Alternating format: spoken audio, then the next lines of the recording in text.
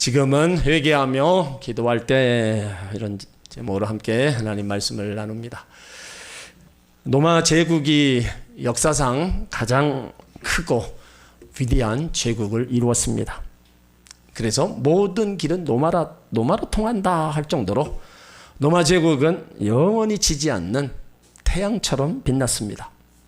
그런데 망했습니다. 영원할 것만 같았던 위대한 로마 제국이 망했습니다. 영국의 역사학자 에드워드 기본이라는 사람은 로마 제국의 쇠망사라는 저서에서 로마 제국의 멸망을 5가지라고 얘기했어요. 첫 번째는 이혼율 급증으로 인해 가정이 붕괴된 겁니다. 가정은 그 사회, 국가 뿌리요, 더 근본입니다. 성윤리의 타락과 가정윤리의 파괴로 가정이 무너지면 결국은 나라가 무너지는 겁니다. 그리고 두 번째는 과중한 세금과 세금 남용입니다. 큰 제국을 운영하려니까 큰 세금을 거둬야 됐어요. 하지만 그 세금조차 바르게 사용하지 않고 다른 데로 새나갔습니다. 그러다 보니까 나라가 망한 거예요. 세 번째는 비정상적인 쾌락과 유흥을 추구한 겁니다. 쾌락이나 성이 나쁜 게 아닙니다. 하나님이 만드신 것이니 아름다운 건데 이것을 비정상적으로 죄를 짓는 데 사용하니까 성적으로 타락하고 윤리가 땅에 떨어져서 결국은 나라가 무너졌어요. 그리고 네 번째는 무분별한 군비 확장과 인구 감소입니다. 군비 확장을 위해 엄청난 재정과 인원을 투입했어요. 나라가 부강해지니까 부부들이 아이를 낳지 않고 인구가 줍니다. 그래서 용병들을 돈으로 사서 군대를 운영하다 보니까 오히려 그 용병들에게 나라가 망해가 되는 거예요. 그리고 마지막으로는 종교의 타락입니다. 교회와 성도들이 영적으로 타락하니까 나라가 서서히 무너져가는 거예요.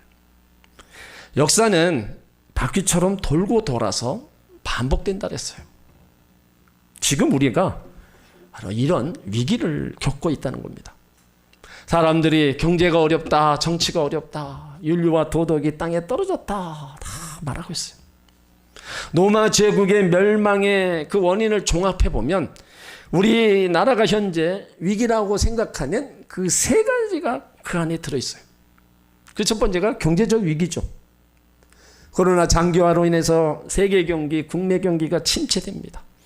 생필품 값이 오르고 휘발유 값이 오르고 그러다 보니까 서민들의 고통이 너무 크다는 거예요. 사회 곳곳에서 너무 위기를 만났다고 얘기를 하고 있어요.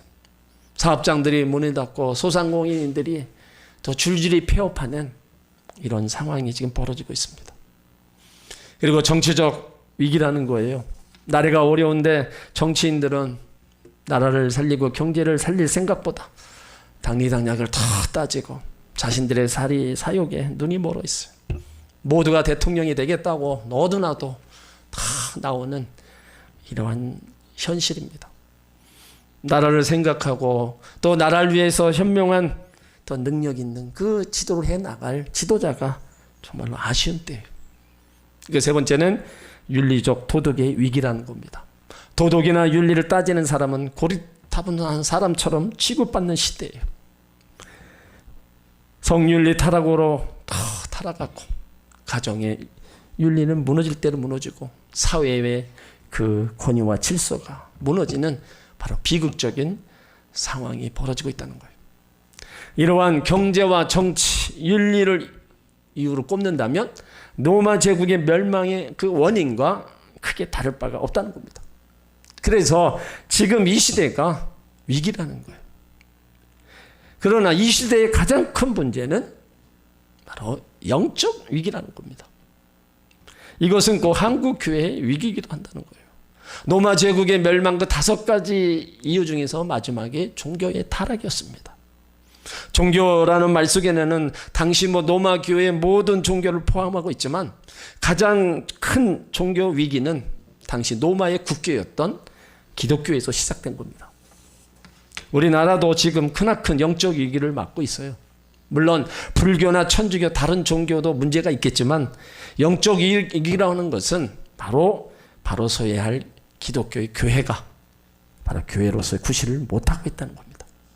이 나라를 영적으로 이끌어가고 세상에 희망을 주어야 될 교회들이 바로 서 있지 못하기 때문에 바로 가장 위기를 겪고 있는 겁니다. 오늘 교회들이 나라와 민족을 위해 기도하는 이런 것들을 언젠가부터 참말로 게을리하고 있어요. 얼마 전만 해도 산에서 기도 소리가 들리고 기도원에서 더 나라를 위한 성회를 하고 또 모여서 많이 기도회를 열었어요. 그것이 언제부터 다 끊어졌어요. 지금 정말로 나라를 위해서 기도하는 교회와 또 주의 백성들이 점점점 사라지고 있다는 겁니다. 여러분, 우리는 기억해야 돼요. 로마 제국이든 대한민국이든 그 어떤 나라든 간에 경제가 어려워서 정치가 어려워서 윤리가 땅에 떨어져서 망하지 않습니다. 물론 그런 것들은 나라를 힘들게 할 수 있어요. 하지만 절대 그것으로 인해서 나라는 망하지 않습니다. 만약 경제가 어렵다고 나라가 망한다면 우리나라는 IMF 때 이미 다 망했어야 돼요. 근데 안 망했습니다. 안보만 가지고 나라를 망한다고 한다면 우리나라는 6.25 때 다 벌써 망하고 공산화 됐어야 돼요. 그런데 안 망했습니다. 물론 경제, 정치, 윤리는 중요합니다. 그러나 결코 이것만으로 나라가 망하지 않는다는 거예요. 아무리 나라가 어렵고 힘들어도 정치, 경제, 윤리 그 위기를 하더라도 이것 하나만 살아있으면 그 나라는 절대 망하지 않아요. 그게 뭐냐? 바로 정신이라는 거예요. 호랑이에게 물려가도 정신만 차리면 산다는 말처럼 나라가 어렵고 위기를 당해도 국민의 정신만 올바로 박혀 있으면 나라는 절대 안 망합니다. 오히려 위기 그걸 극복해내면서 나라가 더 강해지는 거예요. 그런데 그 정신을 바로 이끌어갈 책임이 바로 기독교에 있다는 거예요. 그 정신이 바로 뭐냐? 바로 영적인 정신이라는 거예요. 나라를 영적으로 바로 이끌어가고 백성이 영적인 백성이 되도록 해야 될 책임이 교회에 있다는 겁니다. 이 책임을 교회가 다하지 못하면 그 나라는 다 무너지는 겁니다. 영원할 것만 같았던 위대한 제국 로마 제국이 망한 것처럼 종교적 타락과 교회와 성도들이 영적으로 타락하면 그 나라가 이제 무너져 가는 거예요. 오늘 우리가 읽은 말씀은요, 솔로몬이 성전을 다 지어놓고 하나님 앞에 봉헌하고 난 다음에 하나님이 말씀하시는 거예요. 나라에 어려움이 있으면 성전에 와서 기도하라. 가정에, 사업에, 개인의 삶에 어려움이 있으면 성전에 와서 기도하라는 거예요. 오늘 13절에 보면 그 어려움을 오늘 말하고 있어요.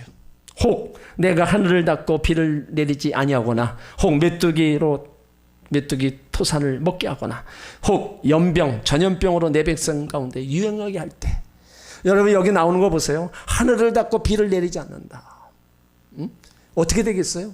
이 땅이 다 가물어 가는 거예요. 식물도 모두가 다 타서 다 죽고 말합니다. 먹을 게 없는 거예요. 메뚜기로 토산을 먹게 한다. 연병, 전염병이 온 백성 가운데 유행하게 할 때, 지금 여기 나오는 이 세 가지 이런 재앙들을 지금 우리가 살고 있는 이 땅에서 우리가 겪고 있는 겁니다. 이런 어려움이 있을 때 그 기도하라는 거예요. 어떻게 기도해야 어려움을 극복할 수 있느냐? 그 답을 오늘 14절에서 우리 가운데 말씀하고 있는 거예요. 우리가 치료받고 회복되는 그 말씀을 오늘 14절에서 오늘 주신 겁니다. 내 이름으로 일컫는 내 백성이 그 악한 길에서 떠나 스스로 겸비하고 기도하여 내 얼굴을 구하면 내가 하늘에서 듣고 그 죄를 사하고 그 땅을 고칠지라. 우리가 치료받고 회복되는 길은요, 악한 길에서 떠나라는 겁니다. 그러므로 우리가 악한 삶을 살았던 것을 철저하게 회개해야 돼요. 누가 먼저 회개해야 됩니까? 물론 모든 국민이 회개해야 됩니다. 지도자들이 회개해야 됩니다. 그런데 하나님은 내 백성이 먼저 회개하라고 말씀하고 있어요. 각자 자신이 먼저 회개해야 된다는 겁니다. 내가 먼저 깨끗해지고 내가 정직해야 되고 내가 죄에서 떠나야 된다는 거예요. 그래서 하나님은 내 백성이 악한 길에서 떠나라는 거예요. 회개는 하나님이 직접 하실 수 없는 겁니다. 반드시 내가 하도록 되어 있는 거예요. 그래서 나의 잘못을 철저하게 내가 회개해야 된다는 겁니다. 하나님께서 회개할 수 있는 기회를 주시는 거예요. 회개는 하나님과의 관계 회복입니다. 나와 하나님 사이에 죄악의 담이 막혀 있다고 생각해 보세요. 우리가 아무리 하나님을 예배하고 하나님을 찾아도 그 죄가 가리워서 우리가 하나님 앞에 갈 수도 없고 하나님 또 올 수도 없는 거예요. 그러므로 이런 죄의 문제를 우리가 빨리 회개해서 하나님과의 관계를 회복시켜 놔야 돼요. 회개의 기회를 놓쳐서는 안 된다는 겁니다. 회개를 부끄러워해서는 안 된다는 거예요. 회개는 우리 가운데 주신 바로 특권이라는 거예요. 여러분, 죄는 죄를 낳습니다. 악은 악을 낳아요. 작은 죄는 큰 죄로부터 자라는 거예요. 이게 죄는 암같이 퍼져나갑니다. 처음에 살인하려고 의도하는 사람 없습니다. 가다가 보니까 살인까지 하게 되는 거예요. 미움이 자라다 보니까 악을 행하게 되고 자기가 원치 않고 돌이킬 수 없는 결정적인 그 자리까지 가게 되는 거예요. 그 한 번 실수는 두 번 실수로 연결되고 두 번 실수는 결정적인 실수로 연결되는 겁니다. 우리는 작은 죄부터 끊어야 돼요. 여러분, 죄가 커지면 점점 더 회개하기 어려워집니다. 하나님의 역사는 인간의 뜻과 인간의 회개에서 시작되는 겁니다. 하나님은 우리가 회개하고 기도하면 그거를 묻지 않는다, 우리 가운데 약속하셨어요. 요한일서 1장 9절에 보면 만일 우리가 우리 죄를 자백하면 저는 미쁘시고 의로우사 우리 죄를 사하시며 모든 불의에서 우리를 깨끗게 하신다. 이사야 43장 25절에 보면 곧 나는 나를 위하여 내 허물을 도말하는 자니 내 죄를 기억지 아니하리라. 히브리서 8장 12절에 내가 저희의 불의를 긍휼히 여기고 저희 죄를 다시 기억지 아니하리라 그랬습니다. 시편 103편에도요 동이 서에서 먼 것처럼 우리 죄가를 멀리 옮겨버리신다는 거예요. 그러니까 우리가 철저하게 하나님 앞에 잘못 살아온 것들을 회개하면 그 죄에서 우리는 자유함을 입을 수 있는 겁니다. 우리는 우리 자신의 신앙의 모습을 늘 성찰해 봐야 돼요. 내가 하나님 앞에서 고칠 거 없는가? 바로 서야 될 것이 없는가? 그래서 바로 고치고 바로 서서 우리는 믿음의 길을 가기를 힘쓰고 애써야 된다는 겁니다. 하나님 베풀어 주신 은혜, 우리가 감사하지 못하고 살았던 우리의 불순종의 삶, 우린 철저히 회개해야 되고 하나님 주신 복을 가지고도 하나님을 잘 섬겨야 되는데 우상 숭배하고 불순종의 길을 갔던 것들 다 우리가 회개해야 된다는 겁니다.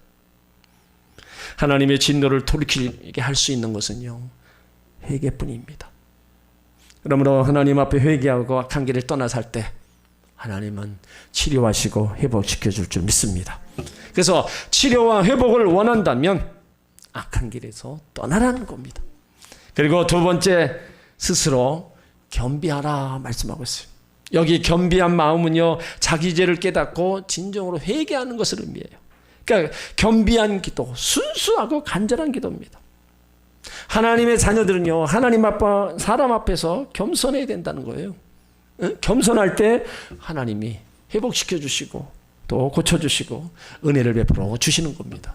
교만은요 개인도 망하고 국가도 망하는 겁니다. 그래서 교만이 패망의 선봉이고 넘어짐의 앞잡이라고 말씀하고 있는 거예요.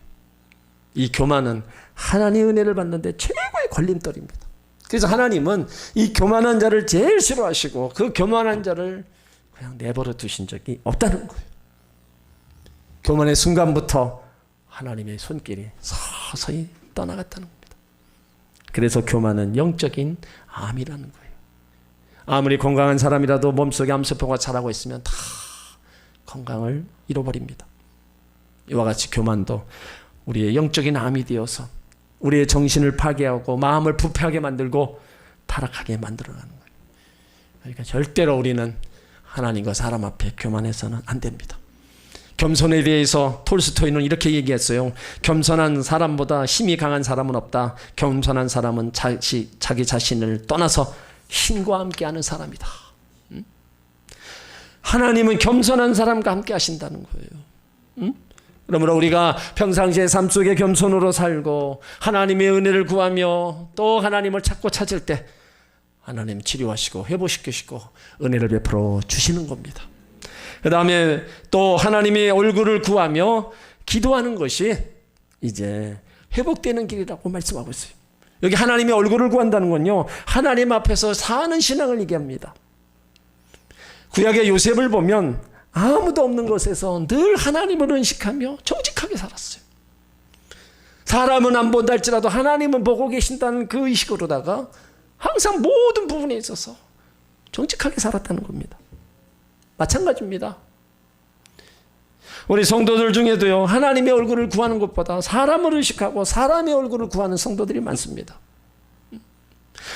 하나님의 얼굴을 구하는 사람은요, 정말 한 점 부끄럼 없이 살기 위해서 몸부림치는 사람이에요. 이런 사람은 하나님 앞에 세운 약속들을 지킵니다. 자기의 편리를 따라서 수시로 바꿔가며 헛된 맹세하는 자가 아닙니다. 이런 사람은 손과 마음이 깨끗하고 허탄한 데 뜻을 두지 아니하고 거짓 맹세하지 않습니다. 평소에 하나님의 얼굴을 맞대고 산 사람, 주님 앞에 설 때 부끄러움이 없을 겁니다. 그러나 평소에 하나님의 얼굴을 피해 다니며 적당하게 산 사람은 주님 앞에 설 때 부끄러움을 당하게 될 겁니다. 그래서 하나님의 얼굴을 구하는 사람, 하나님 앞에 사는 사람, 정직하고 솔직한 사람, 하나님을 전적으로 신뢰하며 하나님을 찾는 사람, 하나님은 이런 자의 기도에 응답하시는 겁니다. 나라가 어렵고 나라가 위기를 만나고 우리 삶의 위기를 만났을 때 우리는 이런 방법을 우리 가운데 말씀해 주셨어요. 그렇다면 이렇게 우리가 기도해야 되는 거 바로 우리가 해야 될 몫이라는 겁니다. 기도밖에는요 해결할 방법이 없습니다. 지금 코로나의 문제가 많이 정부에서도 노력해요. 여러 방면으로 노력하지만 또 여기저기서 확진자가 나오고 사건이 터지고 어떡하겠어요. 사람의 힘의 한계가 감당을 못하는 거예요. 결국은 하나님이 도와주셔야 되는 겁니다. 결국은 그것이 우리가 기도해야 될 일인데 이 기도는 하나님 믿는 사람만이 할 수 있기 때문에 우리가 기도해야 된다는 겁니다. 우리가 기도하면 여러분 그곳에서 하나님의 역사를 이루어 나가시지만 우리가 기도하지 않으면 여러분 아무도 기도할 사람이 없다는 겁니다. 결국에 기도를 안 하면 이 위기 속에서 벗어날 수가 없어요. 니느웨의 성이 무너진다 그 소식을 듣고요 온 백성들이 회개하며 기도했어요. 이런 성경에 나오는 이런 말씀들을 보면서 우리가 이 나라에 어려움이 있을 때 우리 믿는 자라도 먼저 이렇게 기도해야 된다는 겁니다. 사무엘 선지자도 나라가 어려울 때 그 백성들을 다 미스바에 모여놓고 우리가 금식하며 기도하자 선포했어요. 하나님 자녀들이 기도하면 하나님 나라의 그 위기에서 건져 주시는 거예요. 소돔과 고모라 성에 의인 10명 있었더라면요 그 성은 멸망하지 않았습니다. 기도하는 의인 10명이 없었기 때문에 망하고 마는 거예요. 예레미야도 풍전등화 같은 그 조국의 운명 앞에 울며 기도하는 거예요. 그렇다면 지금 나라를 위해서 우리가 해야 될 일 바로 기도가 필요한 때는 겁니다. 기도만이 지금 우리가 당하는 이 어려움, 이 고통, 이 아픔에서 우리가 벗어날 수 있는 겁니다. 여러분 한국 기독교는요 이 나라와 함께 해왔고 또 이 나라를 지켜왔어요. 한 번도 이 나라의 어려움 앞에 외면한 적 없습니다. 어떤 종교보다도 앞서서 이 나라 이 민족을 위해 위기 때마다 부르짖고 기도했어요. 이 사실은 지금도 변함없습니다. 우리가 모일 때마다 늘 우리가 기도할 때마다 우리가 내 기도 먼저 보다 나라를 위해서 기도한 것은 우리가 변함없이 해왔어요. 그렇다면 우리나라가 정말 위기를 겪고 있다면 이 순간에도 우리는 함께 회개하며 기도해야 될 줄 믿습니다. 내가 기도하고 내가 회개하여야 그래야 이 문제가 해결되고 바로 이 나라가 살게 될 줄 믿습니다. 성전에서 눈물의 기도의 씨앗을 우리는 계속 심어야 돼요. 그래서 이 눈물의 기도가 우리 가운데 항상 넘쳐나고 우리에게 또 쉼 없이 우리가 가야 되는 지금의 상황이 바로 그런 상황이라는 겁니다. 영국의 기도 용사였던 존 낙스는 기도하는 한 사람이 기도 없는 민족보다 더 강하다 말씀하고 있어요. 기도하는 한 사람이 기도 없는 한 민족보다 강하다. 하나님이 함께 해주시니까, 기도의 사람과 함께 해주시니까 놀라운 역사를 이루어 나가신다는 거예요. 스코틀랜드에서는요, 기도를 지붕이라고 얘기합니다. 지붕 없는, 집이 아닌 것처럼 기도 없는 삶은 지붕 없는 삶이라는 거예요. 그래서 기도는 환난의 찬비를 막아주는 지붕이고, 고난의 태영열을 막아주는 지붕이고, 고통의 폭풍을 막아주는 바로 지붕이라는 거예요. 그러므로 우리 위기 상황에 우리가 해야 될 일이 뭐예요? 우리는 다 하나님을 찾고 부르짖으며 기도해야 될 줄 믿습니다. 하나님은 기도하는 사람을 만나주시고 구하는 모든 것에 치료와 회복을 베풀어 주시는 거예요. 그래서 우리는 더 나라의, 교회의, 개인의 위기의 삶을 바로 우리는 인식하면서 바로 이렇게 기도했을 때 오늘 하나님 하신 말씀이 뭐예요? 내가 하늘에서 듣고 그 죄를 사하고 그 땅을 고칠지라. 하나님이 왜 기도하라고 하셨어요? 이렇게 응답을 주시려고 기도하라고 말씀하신 거예요. 내가 하늘에서 듣고 그 죄를 사하고 그 땅을 고쳐주겠다. 그러니까 우리가 기도할 때 긍휼을 베풀어 주시는 하나님이십니다. 우리가 기도할 때 긍휼을 베풀어 주시고 이 땅을 다시 회복시켜 주실 것을 하나님이 말씀하신 거예요. 그러므로 내가 그걸 모르고 겸손히 부르짖어 기도할 때 나의 고통과 아픔도 치료하시고 회복시켜 주심을 믿으시길 바랍니다. 오늘 15절로 16절을 보면요, 성전에서 하는 기도에 눈을 들고 귀를 기울이고 내 눈과 마음이 항상 성전에 있겠다, 이렇게 말씀하고 있어요. 성전에서 얼굴을 구하며 기도할 때 이스라엘이 범죄하여 하나님이 하늘을 닦아 비를 내리지 않거나 메뚜기 소산을 먹거나 전염병이 유행할 때 백성들이 악한 길에서 떠나 성전에서 기도하여 얼굴을 찾으면 그 죄를 사하고 그 땅을 고쳐주겠다는 거예요. 비가 내리지 않는 기근에 메뚜기 떼들이 소산을 얻고 전염병이 더한다. 여러분, 엄청난 재앙입니다. 그런 재앙 가운데 있을 때 자기 백성들이 그 죄를 깨닫고 회개하고 하나님의 긍휼을 구하고 용서하여 달라고 회개하고 기도하면 이 땅을 고쳐주겠다. 이거는 하나님만이 하실 수 있는 겁니다. 그리고 17절에 우리 가운데 말씀하세요. 다윗이 행한 것처럼 율례와 규례의 말씀을 잘 지키라는 겁니다. 다윗이 항상 하나님 말씀에 귀를 기울였고요. 그 마음이 항상 하나님을 향해 있었어요. 잘못했을 때는요, 즉시 회개하며 하나님 앞에 용서를 구하는 것이 다윗입니다. 그럼 우리도 마찬가지죠.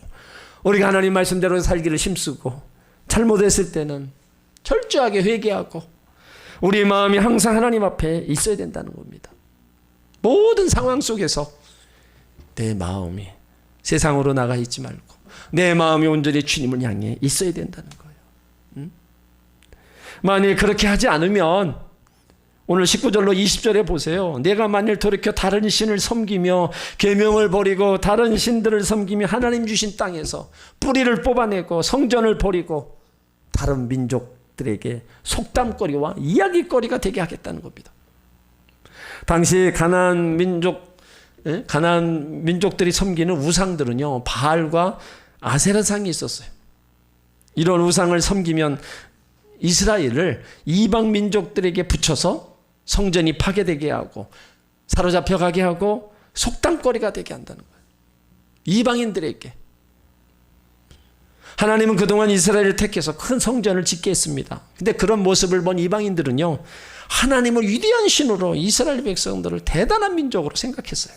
그런데 성전이 파괴되고 백성들이 사로잡혀가고 땅이 황폐한 것을 보고 놀라 충격받게 된다는 거예요. 그러면서 21절에 보면 하나님이 무슨 까닭으로 이렇게 행하셨는고 이방인들이 물어본다는 거예요. 왜 저 백성들을 하나님이 왜 저렇게 했는고 이방인들이 물어본다는 거예요. 그때 22절에 대답하기를 저희가 자기 열조를 애굽 땅에서 인도하여 내신 자기 하나님 여호와를 버리고 다른 신들에게 붙잡하여 그를 숭배하여 섬김으로 여호와께서 이 모든 재앙을 저에게 내리셨다 하리라 하다.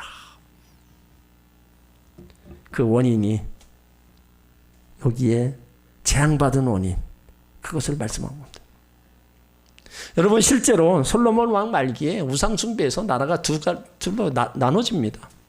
그러니까 후대 왕들이 우상 숭배해서 바벨론으로 포로로 잡혀가서 성전은 다 파괴되고 정말로 고통의 시간을 따라가요.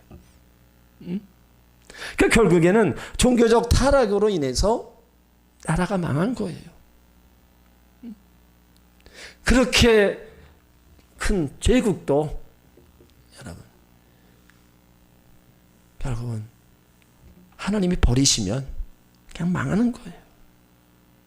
나라도 하나님의 자녀들도 여호와를 버리고 다른 신을 섬기면 모든 재앙을 내린다는 겁니다.